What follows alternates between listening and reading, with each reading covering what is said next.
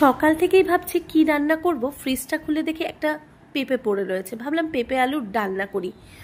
আর মুসুরির ডালের বড়া দেব, তার জন্য কিন্তু মুসুরির ডালটাকেও ভিজিয়ে রেখেছিলাম স্নানে যাওয়ার আগে। এসে দেখলাম বেশ সুন্দর মুসুরির ডালটা কিন্তু ভিজে গেছে। সেটাকেই বেটে নিয়ে ভাবলাম যে বড়াগুলো করে ওই ডালনাতেই দেব।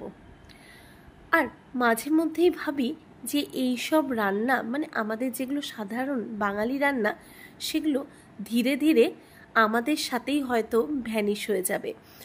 পরবর্তী জেনারেশনে কেউই হয়তো এই সব রান্না করবে না। কেন কি এখন আমি আমার ছেলেকে একটু বুঝিয়ে সুঝিয়ে হয়তো খাইয়ে দিচ্ছি, পরে বড় হলে বাচ্চাদের নিজস্ব একটা পছন্দ চলে আসে, হয়তো বা এই পেঁপের তরকারি বা এগুলো খেতেই চাইবে না। কেন কি এখনই বলে মাম্মা আমাকে একটু পাস্তা করে দাও, একটু ম্যাগি করে দাও, এইসবই ওর পছন্দের। কিন্তু এই পুরনো বাঙালি খাবারগুলো বোধহয় আমরা আর কখনো ভুলতে পারবো না।